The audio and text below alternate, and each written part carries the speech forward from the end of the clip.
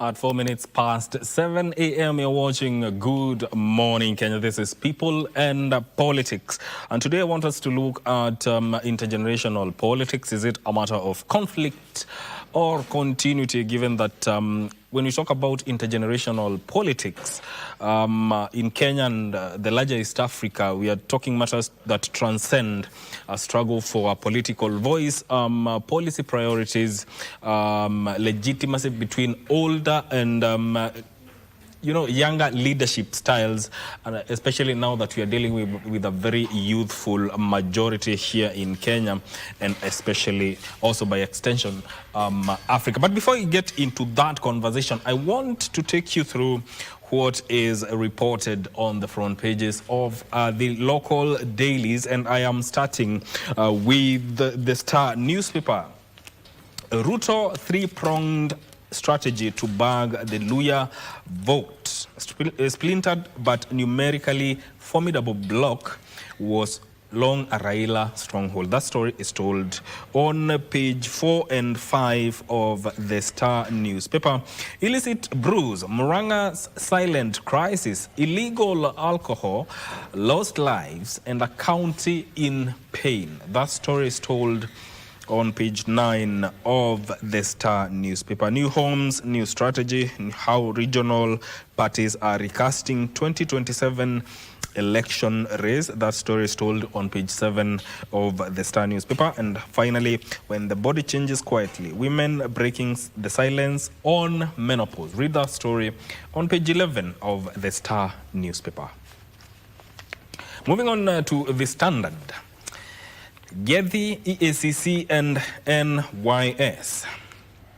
A fresh 6.2 billion shillings NYS payout has reopened one of Kenya's most enduring corruption riddles and placed Ethics and Anti-Corruption Commission in the dock. Court filings seen by the Standard show the EACC once helped clear most of the very claims it now calls fictitious before rushing to court to stop payment. At the center is Benson, quote-unquote, Ben Gethy Wangoi, a convicted forger, acquitted NYS suspect and self-declared billionaire, long named in parliamentary probes as the operational brain behind looting of public funds. As state waivers, billions hung in the balance and accountability once again slips away. That story is fleshed out on page 4 of the Standard newspaper. And finally, on the front page of the Daily Nation, executive impunity. President has alleged judicial overreach and frowned upon orders he perceives to be derailing his policies. President Ruto promised his administration would comply with court orders vowing a break from his predecessor's rule, but his government now stands accused of violating judicial decrees with petitions targeting defiant ministers. The president has previously waged war against the judiciary, while state officials continue to disregard court orders. That story is told on page 4 and 5 of the Daily Nation. SHA medical cover bias hits patients. Some diagnosis, different pay. Interference by powerful figures in the Social Health Authority. Allocation packages has led to preferential treatment for certain Kenyans, creating a growing discrepancy in healthcare access. The nation has established that many patients, particularly those without connections to influential figures, find themselves disadvantaged, receiving lower package approvals compared to those who can make a phone call and secure higher authorization. That story is told in detail on page 2 of the Daily Nation. Gachagua party pursues coalition pact with Uhuru. Former Deputy President Rigathi Gachagua's party has ratified a plan for this year's activities, including forging partnership with former President Uhuru Kenyatta. That story is told on page 6 of the Daily Nation. That is what is making headlines in our local dailies today. Now, going back to what we are talking about today, it's all about intergenerational politics. That is the basis of our conversation, and the question we're asking, is there a conflict in terms of perspectives between generations when it comes to politics and governance, or can political continuity and reform coexist within a stable democratic system? That is a conversation I am having in studio with me with Davis Oluoch, who is the ODM from the ODM Youth League. Welcome and thank you for making time. Thank you so much, Migwi. Karibu sana. Let me say we are also expecting Senior Counsel Charles Kanjama, who is an advocate of the High Court of Kenya, and also Mheshimiwa Leo Amuthende, who is the MP for Mbeere North.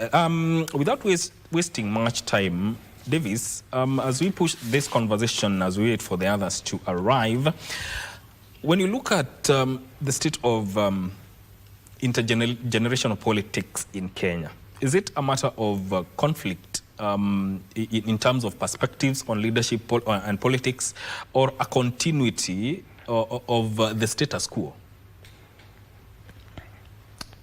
Thank you so much, Migwi. Karibu sana. And Happy New Year. Happy New Year to you. It's the first time I'm meeting you. Yes. The first time I'm coming to KBC TV. Yes, hii mwaka. Yes. So, first I want to say that, and I want to start with Chinua Achebe. Yes. And this one I've said several times when I'm here.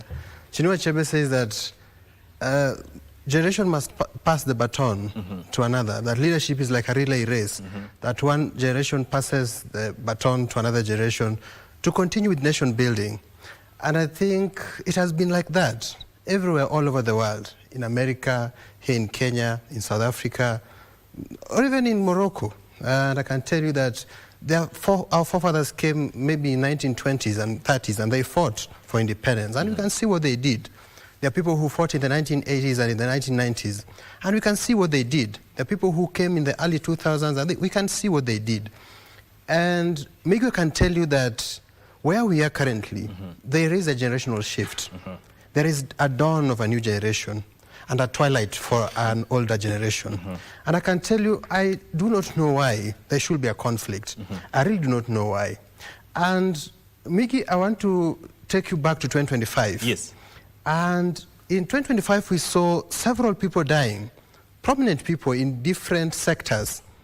We saw the loss of Honorable Ngugi wa Thiong'o, saw the loss of former Prime Minister Raila Odinga. We saw the death of trailblazer Phoebe Asio. We saw the death of Malulu Njendi, Cyrus Njirongo, and various others, even outside the world. We saw the death of the Pope. That year was telling us that surely it is a transitional year, and it is time for the young people who are good in politics, good in priesthood, good in journalism, to rise up to the occasion and now take the baton and build the nation to another generation. So I think there should not be conflict, Migwi. Yes. So in terms of, what do you think in terms of perspectives?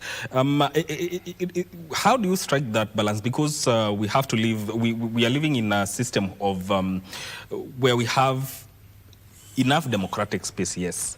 But then again, political continuity and reform, how do they then coexist within that space? Migwi, there should be some deliberateness in mentorship, and it should not be in politics alone. It should be in sports, it should be in journalism, it should be in environmental conservation, and elsewhere. But now let me talk about politics. Let's talk, for example, a political party. We should have political academies that train young people who are from the universities into then the leadership of the political parties and the leadership of the nation. We should have government exchange programs and government mentorship programs and capacity building sessions. And former ministers and former presidents like former President Uhuru Kenyatta or former Minister Fred Matiang'i can come in and mentor the other generation of people who want to go into civil service. Yeah. And then that is how the nation is built, so that they can pass the torch of the generation aspiration and say that as a generation, now that is the generation of President Uhuru Kenyatta, they can say that as a generation, this is what we managed to build when we were in power. And now we are handing it over to you, another generation. These are the aspirations of our forefathers. You see, Migwi, our forefathers in 1963, they had prayers in our national anthem. And they prayed for freedom, they prayed for justice, they prayed for liberty, they prayed for prosperity, and they prayed for unity in our national anthem. Have we achieved those things so far? That is what now our forefathers or our people who have gone ahead of us should bring us on a table, even monthly or annual seminars, annual academies, and tell us that as a generation, this is what we expect of you. This is what we managed to do. This is what we expect of you. And by the time you are done, now we want you to treat another generation. I think in the quest for nation building, there should be cohesion and there should be continuity. And Migwe, I want to admit that the continuity we've seen is always by a fight. That in the early 1990s, there was a group called the Young Turks. Yes. That was the Raila Odingas, the James Orengos, the Martha Karuas, the Gitobu Imanyaras. And they said that now we want to take over by force. And they fought through it that way. And we are normalizing that kind of standard, that people must fight through it. But I think there should be deliberateness in continuity. Someone who served for 30 years or 40, and recently we've had people joking about someone who served in government for 50 or for 40 years, should say that now I've tried, and now I have to leave it to the next generation. That is what I feel, and what I feel, Migwi, in a nutshell, is that there should be deliberateness in continuity. It should not be forceful. Deliberateness in continuity. Let's look at what is going on in ODM. Of course, there's intergenerational politics playing out in ODM. Established leaders going for strategic alliances, while younger voices like that of Winnie Odinga are calling for transparency, consultation, and even grassroots involvement. When you look at that scenario, is that a threat to party unity, or is there a kind of a generational negotiation that strengthens what you'd call democracy by broadening that participation? Mwigi, talking about ODM, and I've avoided this conversation for a very long time. Yes. Because I believe in cohesion. I believe in differences of perspective, but coming together to harmonize this differences in perspective. Yes. But Migwi, as I told you last year, and let me get to 2024. Yes. 2024, the young people went on the streets and they said enough with corruption, with vandalism, with greed. And in 2025, we lost prominent people. And Migwi, I want to take you to the Bible today. Yes. I think it's the book of Luke. There's someone called Simeon. Yes. I think Simeon was a priest. And I think when baby Jesus was 8 years old, baby Jesus is taken to Simeon. And Simeon takes baby Jesus into his hand. And he says, in his own words, that now I can die. Simeon said, now I can die. Because I've seen baby Jesus, I've seen the glory of the Lord. And I want to tell you, Simeon was a priest who was evangelizing for the people. And when he saw a new generation that has come, and Jesus had told, and God had told him that he will not die before seeing the Messiah, he said that now he can live. The world is now at peace. The world is now good because there is a new prophet in town. And I can tell you, Martin Luther King in 1968 says that now he can die. He said that I have seen the glory land. I might not get there with you, but together you will get there. Do you know what that means? 1968, when Martin Luther King is saying this, President Barack Obama is being born. And that is a dream. And so what I was talking about is 2025. Yes. Baba, who has been fighting for the rights of Kenyans, saw the Gen Zs in 2024 fighting for the rights of Kenyans, and Baba said, now I can depart because I've seen a new generation who can take over from me.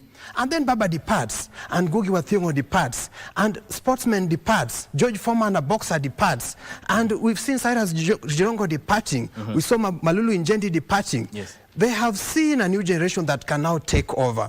And that is part of what is happening in ODM, because a new generation is saying that we are now here, we can now take over. These are our voices. And you see, there's something called I dislike. It's the superiority of the known. That one tribe feels that his or her tribe is superior than the other.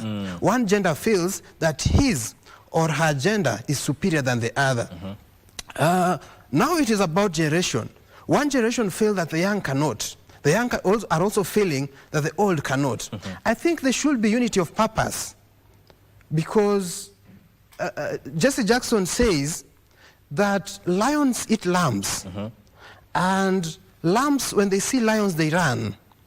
But even lions and lambs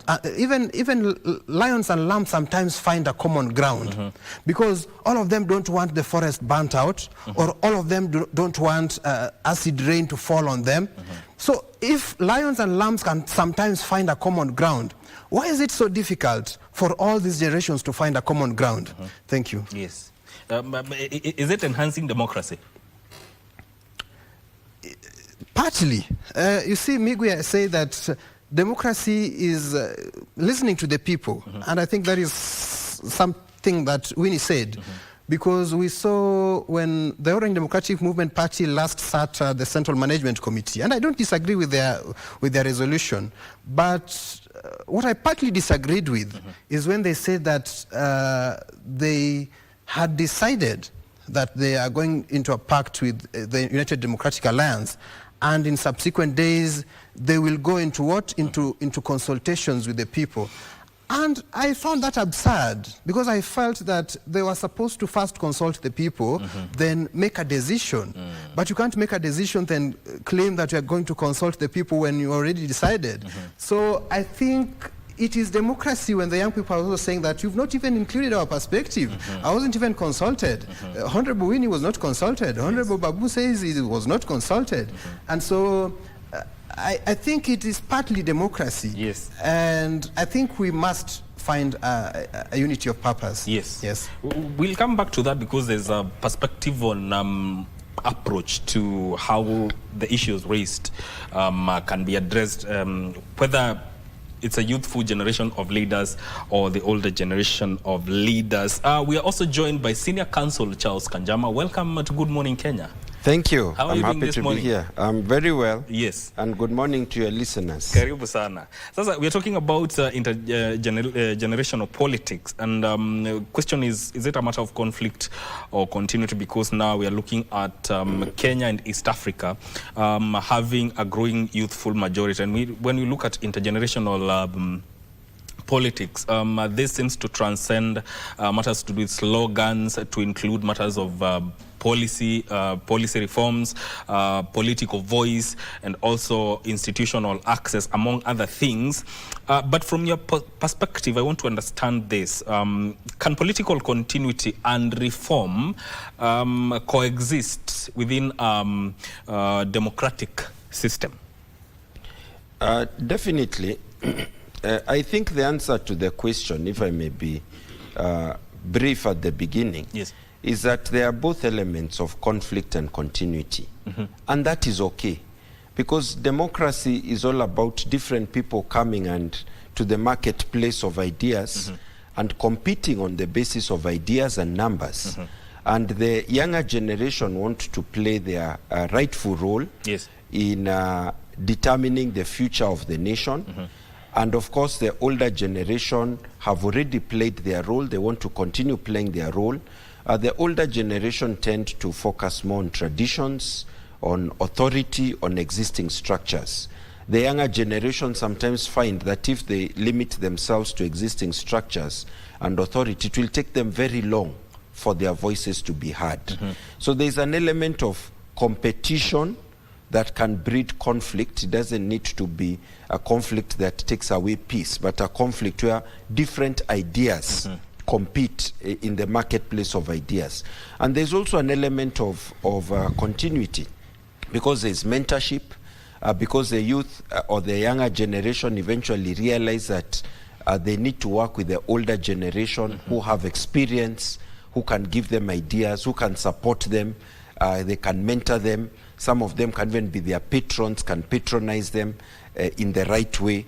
So there's both conflict and continuity, and it is a good thing.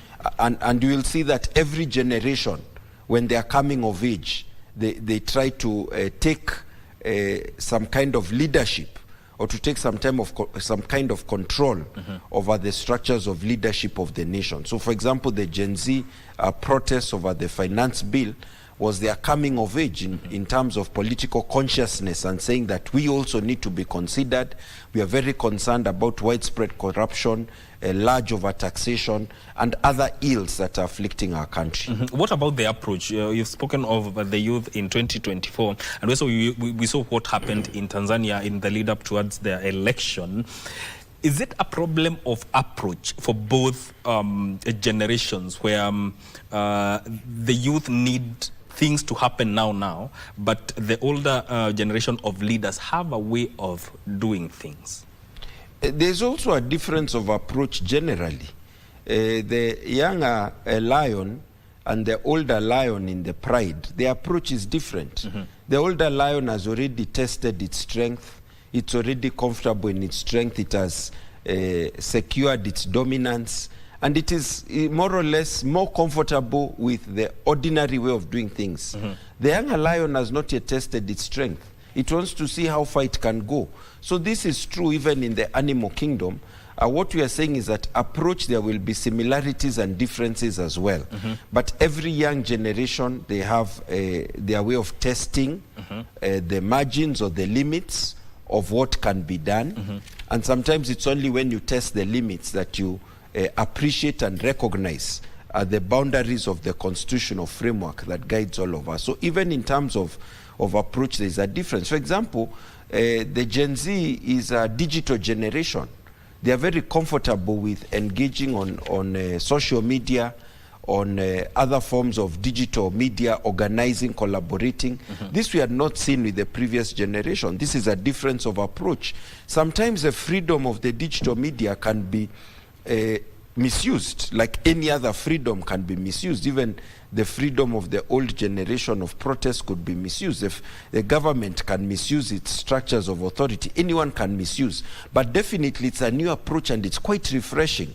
And it has actually added a new dimension to our democratic space, our ability to mobilize, even to engage our leaders on social media, on email, and so on. It is only for the better. Davis, how do we strike that balance to ensure that, yes, we have a different of opinion, differences in terms of ideologies and approach, but then again, how do we strike that balance to ensure every party, everyone within, say, in a political party setting, feels that their needs and the grievances have been addressed? Migwe, I think balances are struck by ideologies. And you see, there are things that bind us, and there are things that divide us. And Migwe had told you that in 1963, I think in 62, we came out with a prayer. Our forefathers gave them to us. And they say that, "O God of all creation, bless this our land and nation. Justice be our shield and defender. May we dwell in unity, peace, and liberty. Justice be our shield and defender." This is our ideology as a nation.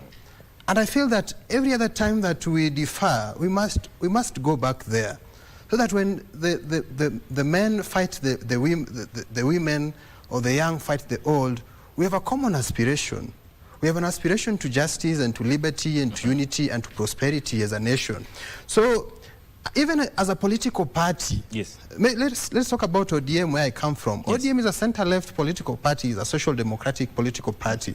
So we have values, we have a mission as a political party, we have a vision as a political party, and then we have organs of political party. We have the Central Management Committee, we have the National Executive Council, the neck of the party, we have the National Governing Council, we have the National Delegates Conference. So everything that we resolve as a political party must be in tandem with our ideology. So our ideology must now bring us to the middle ground. And those are the things that now brings us together.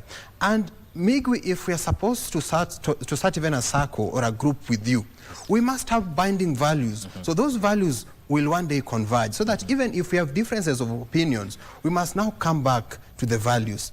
But sometimes, Migwi, I think it is also issues of egos.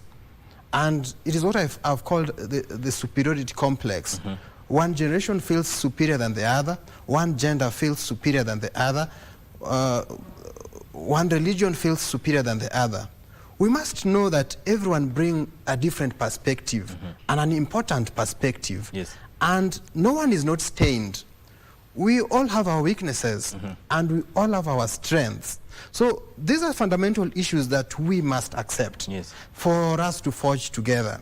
Migwi, I want to tell you that I know senior counsel is here, so I don't want to talk much about law, but there's something that the Americans came up with called e pluribus unum, that out of many, we are one. That is in their motto, I think, in their Great Seal, that out of many, we are one.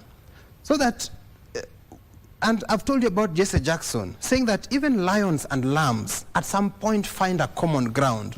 So as a human being, as a civil people, we must sometimes find a common ground. And there are very many things that bind us, Migwi. Let's talk about the youth. Okay, hold that thought. Hold that thought. Okay. We're going for a short break and we'll come back to continue on that point. Remember, you're talking about intergenerational politics here in Good Morning Kenya. Stay with us.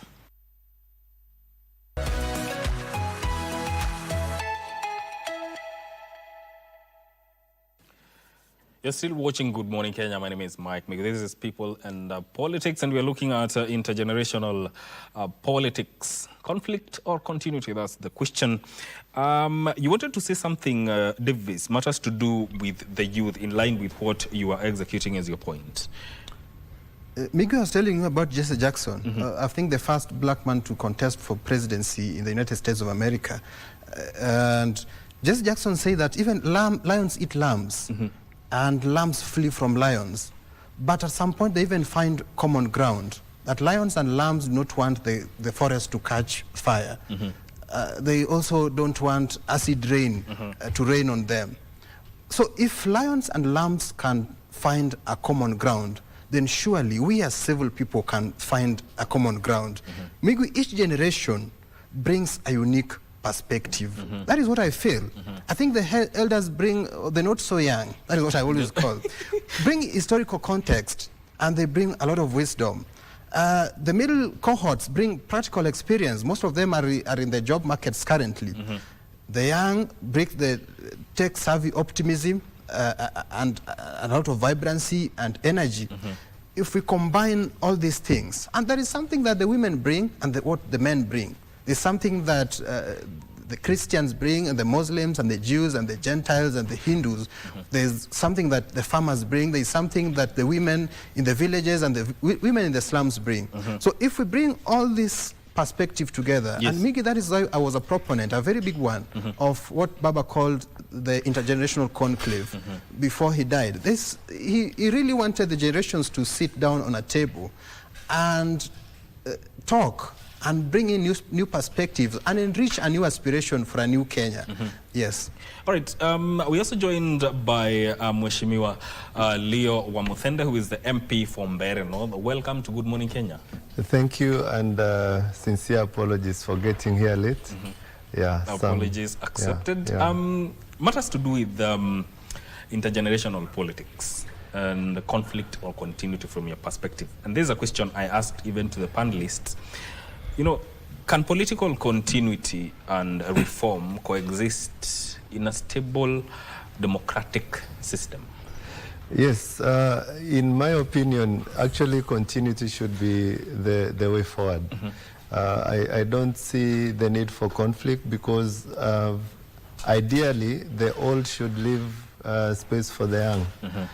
It's just that sometimes you find that in the political space there is really no definition of old. You know, you have even 96-year-olds competing for political office. So then the young people feel disadvantaged because you need to exit so that we come. You need to mentor, you need to nurture talent. And of course it's natural, you know, the younger people have some vibrancy, the younger people bring some energy, and because of being around longer, the older people have some experience and wisdom, so they say.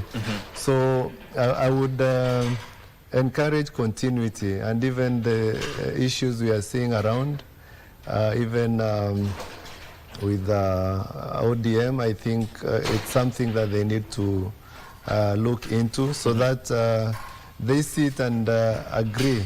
Because if Baba was able to run the show, you know, he was not a fairly young person. I mean, you can say he was old, and I still believe he had a lot of time with the brother. They were together longest. So it's good for also the young sometimes to take a step back and take counsel from the older people. But in an ideal system, then you would have the younger people naturally take over. For example, even in the US, you know, the deputy president is you know, is a young person. You know, the Trump is much older, and that looks like he's paving way for someone younger. I think he's in his early 40s or late 30s. So that's a very good model. You show leadership by accepting that at some point I'll exit the stage. Yes. Yeah, so the problem is old in politics is not defined. So someone at 76, 80 something, they are still vying. And you know, the young people also are vibrant, they have energy, they have ideas which probably they don't find space to express.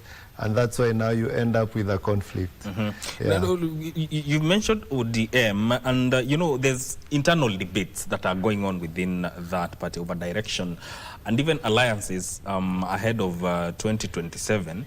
You know, we have younger voices within that party representing a generation that calls for inclusive decision making. Is this a healthy continuity in a party, in party democracy, or is it a sign of a deeper generational conflict? Well, for ODM, it's quite interesting. Again, this is a party that had a very firm leader who was quite revered. He had the final word. So they are in a space where, you know, now they are finding time to express themselves. So it could be that it's also new to them. So some parties have had that, you know, even within, let's say, my party like UDA, we have elections, we have elections from polling stations all the way up. So from grassroots leaders, electing ward leaders, constituency leaders, all the way to the national level. So I believe maybe if ODM did something similar, you would not have so much of that conflict. But again, I must say that if until the other day or until Sunday, it's been forces within ODM, which is very healthy, you know. You have two factions who feel that, you know, this is the direction the party needs to take. It's healthy to have, you know, differences. Yeah, the only challenge is now when it goes even to the family. And that's where I find it's taking a different direction. Yeah, so if the younger Odingas could sit down with the older Odinga, and you know, it's not a healthy conflict. Within the party, it's fine. Within the party, I think the members are free to express themselves. I'm sure they will come up with a mechanism to have one final word, and we move. But within the family, I think they need to find a way, because they all have a name. So when our Odinga speaks, it's like, you know, if one tends to imagine this is someone who was close to Baba, they would know what Baba wanted. On the other hand, when we sit, we know Baba wanted to continue working with government. So, and that's what we know. Yeah, and you know, unfortunately, we all have to navigate around that until ODM finds direction. All right, yeah. All right. Senior Counsel, your sentiments from a legal and constitutional standpoint, we are talking about this off air. If you look at Kenya's political parties right now, and the internal disagreements that come up once in a while, and sometimes now you're looking at ODM where there's that intergenerational divide, how do they approach that without risking that the fragmentation or undermining democratic governance within political parties? So there are several things that you can talk about. One is structural. From the days of KANU as the sole political party until we got into a multi-party democracy, you find that many political parties in their constitution to foster inclusion among Kenyans or among voters have included, in addition to the general office bearers and committees, a committee for women, a committee for youth. Because these were important demographics that previously were not fully represented in political spaces. So the first solution is structural. And it cannot just be cosmetic. It has to be real, that you have structures that encourage the youth or the younger voters, the younger population to engage in politics. And the Constitution of Kenya defines youth under Article 260 as anyone who's above 18 years of age. Yes. So they're entitled to vote, and they're below 35 years of age. So they are not considered to have reached middle age. They're considered to still be young. So you'll find many political party constitutions having a structural approach of this kind, whereby they have representation of youth in their leadership structures. They even have a youth conference. But that is not enough. We now need to go to the process. Is there a genuine process for engaging the youth? Or is it just something that is cosmetic or full of tokenism? You keep talking about the youth, but in the real forums where decisions are being made, when the ideas of the youth are coming up, they are sidelined or put on the side. So there are moments when the youth demand, rightly, that their voice is listened to. And the Gen Z protest was one such example. They entered the national discourse. And in fact, at that time, they said, no, let the older politicians go to the side. This is ours. This is our time to engage with the government of the day and to push our agenda. So they have to be given space. And then after they have expressed themselves, there has to be a conversation or a dialogue. And when they have taken up space, sometimes there's competition. Competition is good. I was talking about the animal kingdom.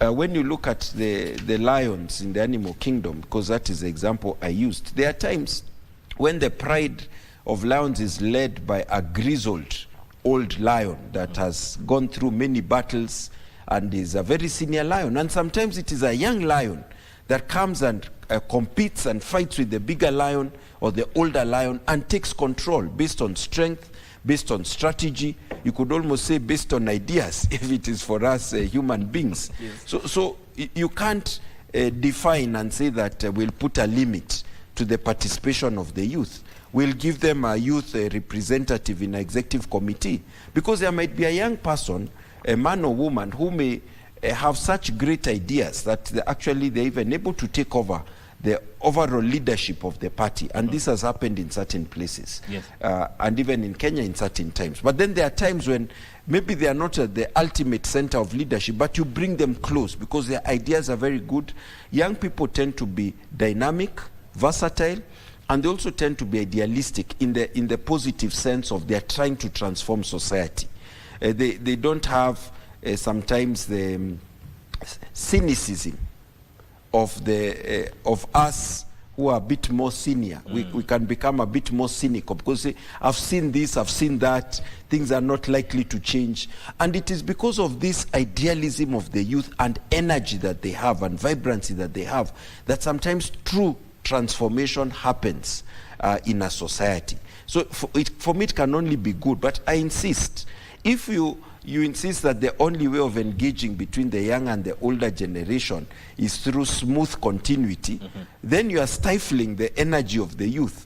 So there has to be a place for continuity and also place for conflict. But when I talk about conflict, I talk about it in a positive sense. Debate of ideas, competition even for power, those things have to happen so that ultimately we get the best person and the best ideas to guide our nation. Yes. You know, Davis, you're from the UDM Youth League. From a political party setting, regardless of which political party, we have political parties with youth wings all over. But then again, the question is, in as far as we are talking about matters to do with taking up leadership position and getting to the political ecosystem, do these youth wings really present alternative leadership to political parties?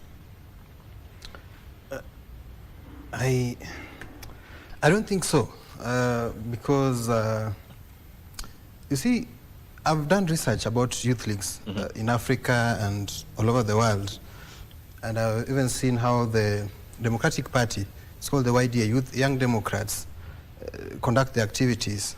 And they even, in the run-up to an election, they even have their own NDC and come up with their own resolutions. And they have their own logos and they run their own programs and they have their own resources. I've also been in the ODM Youth League, I think, for now some good time. And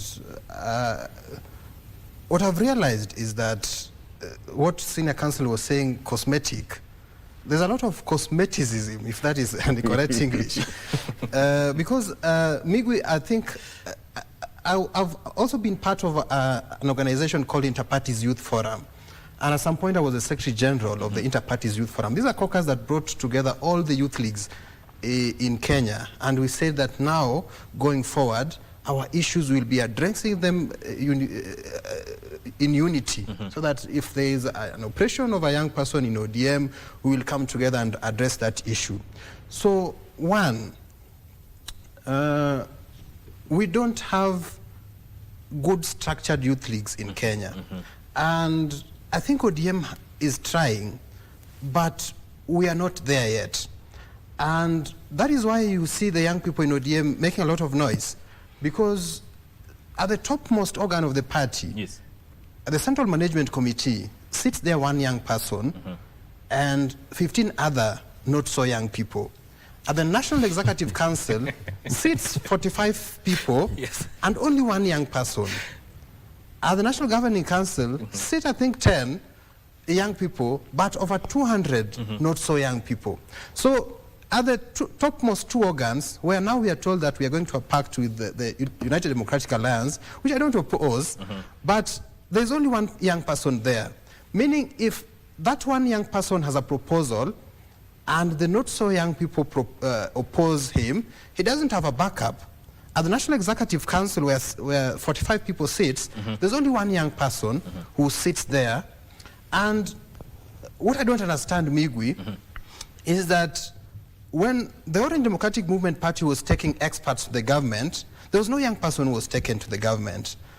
And when the experts were replaced in the party, like Honorable John Mbadi was the chairperson of the party, and Honorable Joe was a deputy party leader, and Honorable Paranya was a deputy party leader, and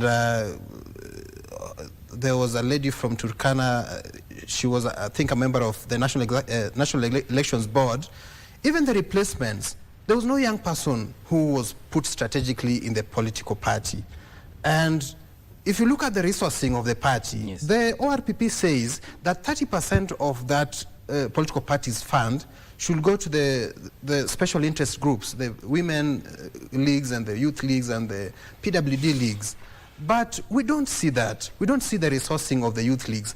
And that is why other political party youth leagues, the CCM in Tanzania, the ACT Wazalendo in Tanzania, are doing much better than political youth leagues in Kenya. That is why the ANC in South Africa, the EFF Youth League in South Africa are doing better than us here in Kenya. That is why the Republican Party Youth League in the America and the Democratic Party, the Young Democrats of America, are doing much better than political youth leagues in Kenya. There is no resourcing, there is no good mentorship, there is no academy, there is no deliberateness in transition, that when we spot young people who are in the university, who are vibrant, we can now take them into the party and have an academy to mentor them. There is no such deliberateness. And it is all round in all these political parties. And I think it is fear of the not so young, that when the youth leagues are so vibrant, the youth leagues might take over the party. That is what I'm thinking. Okay, all right. Mheshimiwa, as he is saying, would those with matters to do with mentorship help in ensuring that the continuity you're talking about, yes, will be there, but at least chances of conflict in terms of ideologies will be reduced? Yeah, I think I will say what Wakili here said is correct. And Davis has put a very strong case. And unfortunately, we are in a, do I call it system or society where we have so much emphasis on experience, even in jobs, you know. You have young graduates who are required to have experience from where they just graduated and they have been trained for these positions. You have, even in procurement, companies that, you know, you are required even to have experience from the onset. So because of that, even when you go to the political space, you find that the young people who have made it in politics actually worked their way up. And it's very tedious, expensive, because, I mean, this is someone who has very good ideas, who is now thrown into a world where it's sometimes not just ideas that work. So I want to support that. We need that inclusivity for the youth and the special interest groups. And that's why, like, as I mentioned, the grassroots elections in UDA, where we have 20 elected grassroots leaders at every polling station. And majority actually are youth, because in every category they encourage to have at least, you know, youth from either gender. And we have a special category for youth, that is 4 out of the 20, and the youth are encouraged to vie for those positions, which means now when we have a national delegates conference for UDA, most of the members will be the youth. So UDA is taking that position, and if youth use their numbers, I believe they can get people to power. So you have to wrestle your way up. It's how the system is right now.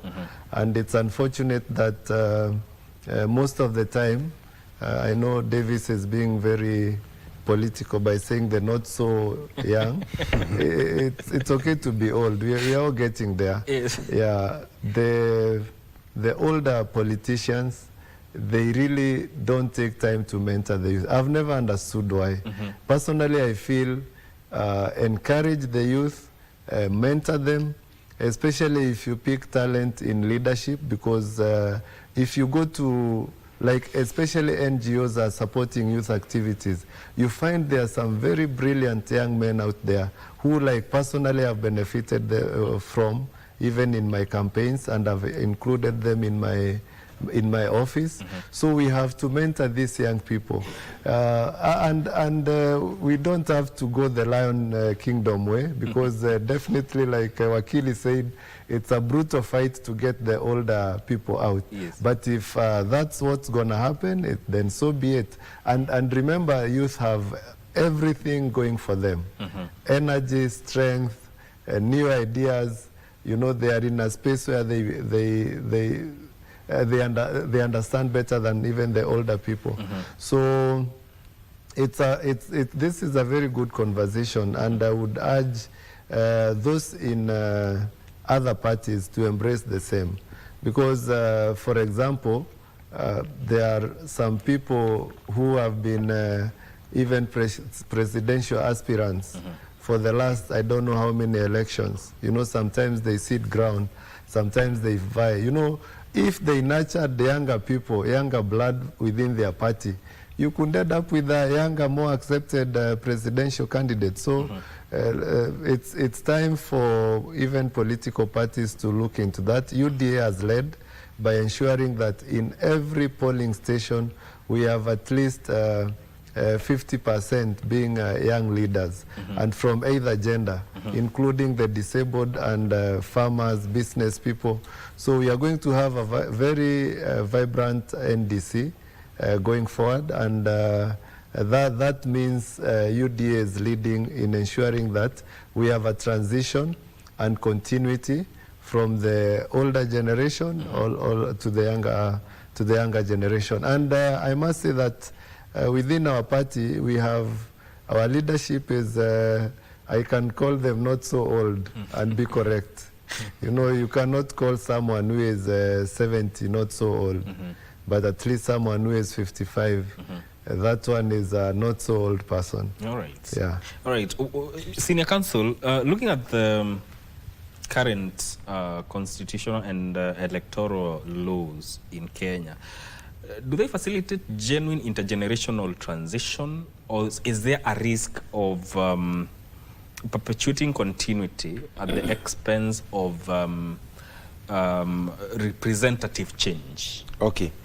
Let me start by saying that I think we are all in agreement that the young people need to be more involved in our politics, issues of leadership and governance.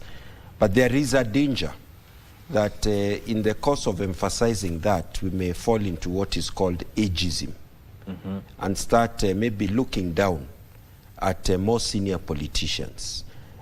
Just a few months ago, the whole country was in mourning when Jacom passed away, and the tributes were tremendous. And he had spent several decades in politics. He had vied for political office several occasions. Within ODM, there was even a discussion about whether he would vie again. And ageism would be then to disqualify someone purely because of their age. You, because you are maybe 70 or above, we are not going to vote for you. Our country only doesn't have a maximum age limit. Of course, it's always better when the person who's serving serves only for 1 or 2 terms, and then makes way for someone else, because you always need fresh ideas. But it's also important to harness the experience of those who have been at it for longer. Even when we're talking about mentorship, it's because we value experience. In all sectors of life, we value experience. So experience is very critical. And our constitutional dispensation recognizes that everyone has a role. And when we talk about representative democracy, there are 2 dimensions. One is a dimension of that at the lawmaking or at the governance space, there are people who look like all of us. Ethnically, there are people who look like us. Gender, there are people who look like us. In terms of communities, marginalized and so on, there are people who look like all of us. We bring everyone to the table. But we also remember that someone might be 60 and a man, but is championing women's agenda. Somebody might be 70, male or female, and is championing the youth agenda. In fact, their ideas may be even better for the youth than the other person. So at the end of the day, once people have come to the table, then you create room for a genuine competition of ideas and the best ideas to win. And you need leadership where there are also some people who are more experienced, because they tend to be a bit of a stabilizing factor. Even if the person at the ultimate leadership is young, they need an advisor who will tell them, you know, this one we've tried before, it might backfire in this or that other way. So you need both wisdom and of the aged and the vitality of the youth. Actually, those who are above 65 years in our constitution are considered also a special group that needs recognition and protection in the constitution. So the constitution has an article for the youth under 35, another one for aged, which means 65 and over, according to the definition of our constitution. So really, to answer your question, all these mechanisms are recognized in the constitution, and all these mechanisms of interacting, intergenerational, based on other demographics, whether it is gender, whether it is regional diversity, religion, and so on. And they're important for the society, that you have inclusion, diversity, but at the same time, we ultimately focus on who has the best ideas and who has the track record. Who has the track record, or who can we trust their competence that they will deliver what is right for Kenya. Indeed. We are going to continue with this conversation once we come back from this short break. Stay with us.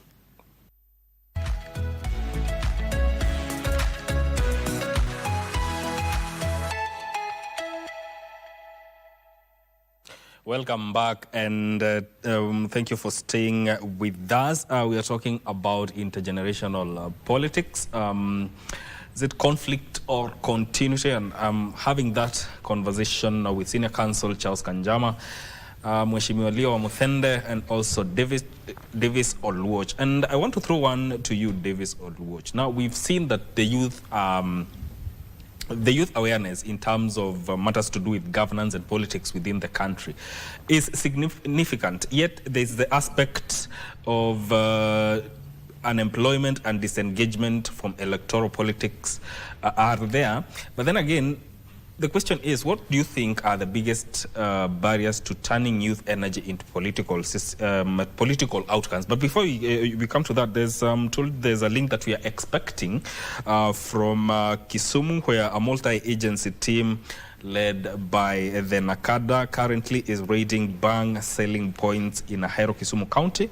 And this is in line with the President's directive of the fight against alcohol and substance abuse. The pictures you can see on your screen, that is what is going on in Kisumu right now in Ahero. And it's in line with the President's directive on the fight against alcohol and substance abuse. We have our reporter on the ground, but once he is ready, he will be bringing us more on that. That is Achola Simon in Kisumu, who will be bringing us much more on what is happening in line with that raid that is going on in Ahero right about now. You know, the president has been very vocal in terms of matters to do with alcohol abuse and the fight against the drug abuse. And so this is just one of the steps that is being made towards realizing that effect and ensuring that this matter is addressed once and for all. Once Achola Simon is ready with that link, we shall be going back to that. Coming back to our conversation, Davis, matters to do with youth awareness. Now, what do you think are the biggest structural barriers that the youth are facing in turning their energy now into tangible political outcomes? Maybe I'm thinking about narratives. And when the white man came into Africa, they said that our cultures were inferior, our languages were inferior, the food, we were uncivilized, and our skin was inferior. And it was in us, it was inculcated into us, maybe up to date.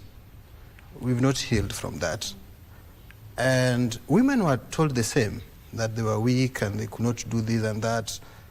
And the youth are being told the same, that they're lethargic, they're lazy, their voices don't matter, they don't vote. Even if we had 8.1 million votes in the last elections, and we are still continuing to register as voters. Miki, you must ask yourself, why is it that young people are very active in politics at the university and at colleges and in high schools, yet when they're outside here, we are being told they're lethargic and they're apathetic and they're not there in the political field? It is because of structural barriers that we've talked about. And the first thing that I told you is that there is no deliberateness. There are no academies in these political parties. I think UDA was building some big edifice as a political headquarters with the Chinese. I don't know where it reached, but I'm thinking, why can't they include an academy in a part of that edifice and a library? And it is a proposal that I've given ODM very many times, that why can't we have a Raila Odinga Leadership Academy? And ODM said that when we were going to Mombasa in last year, they were going to launch something called Raila Odinga Leadership Academy. But they did not launch it, and I don't know why. So there are no academies for mentorship, and our youth leagues are weak. And they are not weak because the youth are weak, or the youth who are even leading the youth leagues are weak. They're weak because of systematic barriers. They're not well resourced. They're not given officers to run the youth activities. So those are systematic barriers. Migwi, one must ask, why is it that if you visit these towns and cities, you will meet youth in construction sites working very hard? You will meet them in restaurants serving us food, dinner, and lunch. You will meet them in kinyozis and salons, working very hard. You will meet these youth in media stations, carrying cameras and writing scripts for us to get the news. You meet them in churches organizing and volunteering and offering charity work. You meet them in law firms, and I think Wakili will agree with me, helping them in doing research and everything around that. You meet them in border, taking us into the interior of the nations where roads have not been built. You meet them in matatus, and you meet them in the lakes, fishing so that the country can feed. Why is it that we are telling us that these young people are not in politics?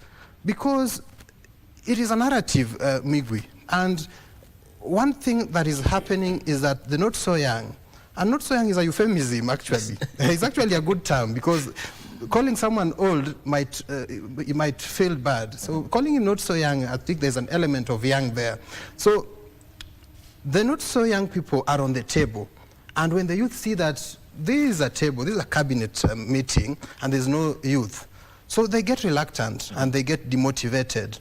And there's another narrative that the vote is already decided, and then the youth get demotivated, that why am I going to vote when the vote is already decided and the incumbent is going to win it, by the way. So they relax. Another thing is the traditional way of thinking of the not so young, that they are there, they're making decisions, the youth are not there to bring in their ideas, that we want a vote, internet kind of voting, or an easier way of voting, and we have the way, or we have the ideas. So they stick to the traditional ways of voting. Yes. And this keep the youth away.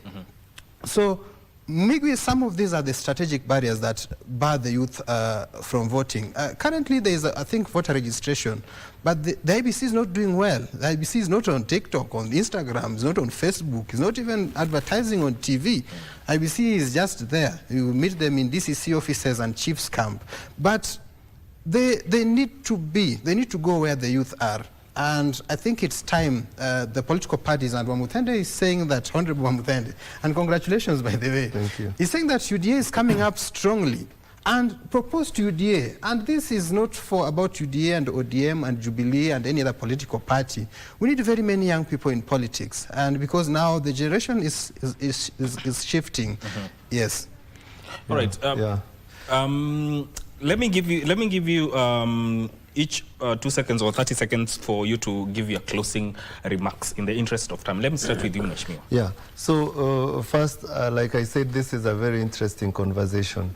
You see, for the young people to rise in politics, they also have to be seen. And like he said, we are seeing them all over. They are doing amazing things around. But the thing is, picking from where Wakili mentioned, at what point do you exit? Because I know, yes, he mentioned euphemism, but that's where the part of where the problem begins. People need to be told the truth. It's time to exit. And you see, you cannot be a good example when you are clinging on to power for a very long time. Okay. In fact, the best thing is for you to mentor someone and actually see whether they are even implementing what you showed them, what your experience taught them.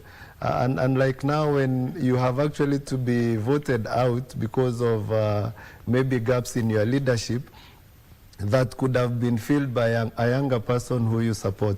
So I feel it's youth actually need to come up.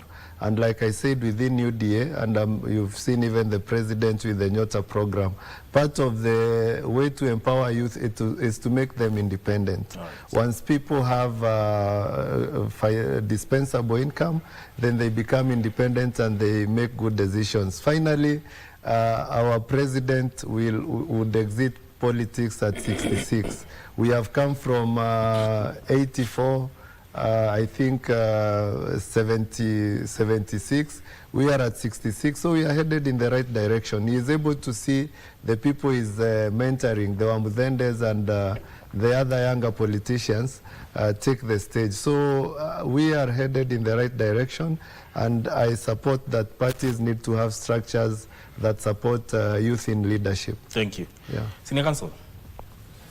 Our neighbor to the west, Uganda, has just had elections a few days ago, and the incumbent president, who's well over 80 and has been governing the country for 40 years now, won, according to the announcement of the Electoral Commission, a new 5-year term in the midst of complaints of rigging, manipulation of voters and intimidation and so on. Mm-hmm. More than 80% of Ugandans were people who were born after he took office. Yes. They don't have the experience of another leader. So I think what I would like to say is that it's not so much even the question of age. It's a question of how long you cling to the center of power. How long you remain there. If you got into power when you are quite young and you remain there for a long period of time, you may still be in calendar years young, but in terms of ideas of change and transformation, you're very old. So I think what we also need to check is how long have you been at the center of elective politics. But I think what is clear is that we need to get the right balance between embracing new people, fresh ideas, fresh hands, and also recognizing the continuity of some of the more experienced hands. That is where political contestation comes in. And sometimes it is good for the party in power to embrace the youth. Sometimes it's good for the opposition party to get power, and then they can bring in their ideas. So that mix between those who are in power and those who are outside power and coming with their ideas is what helps the marketplace of ideas to thrive, right. Kenyans to become truly dynamic and to benefit from all the ideas and all the people who can help the country grow. All right, Davis, as we close. Thank you so much, Charles. As we close, I want to congratulate Honorable Mudende, and I wish Honorable Senior Counsel well in his election as in his bid. My father introduced me to Charles Kanjama, not physically, but when we were watching TV back in the rural villages, yes, in those early days, he told me that he's a great person. My father is an ordinary person in the village. I didn't know how he knew him. Maybe as I close, yes, E pluribus unam, out of many, we are one. Our perspectives, our unity, if we bring them together, the old, the middle, and the young, we can build a great nation full of liberty, justice, peace, and prosperity. Thank you so much. We are one. Yes. What a point to close the show. Thank you so much, gentlemen, for making time to come on Good Morning Kenya and talk about this issue of generational politics, intergenerational politics, conflict or continuity. That is Honorable Liwa Muthende, MP for Mbeere North, and also Senior Counsel Charles Kanjama, and also Davis Olwatch of the ODM Youth League. This is where this conversation ends.